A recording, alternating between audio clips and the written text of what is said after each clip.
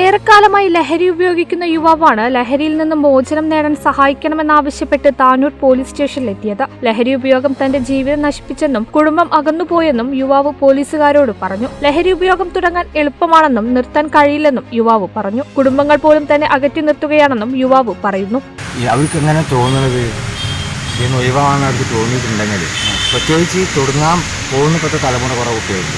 M D എമ്മും കഞ്ചാവും അതുപോലെ തന്നെ എല്ലാം ഉണ്ടാവും. പക്ഷെ അതിൻ്റെയൊക്കെ ഇതിനെ തന്നെ നമ്മളിങ്ങനെ പെട്ട ശരിക്ക് അതൊക്കെ വളരെ ഡേഞ്ചറാണ്. അപ്പോൾ ഒന്നിനും പെടരുത്.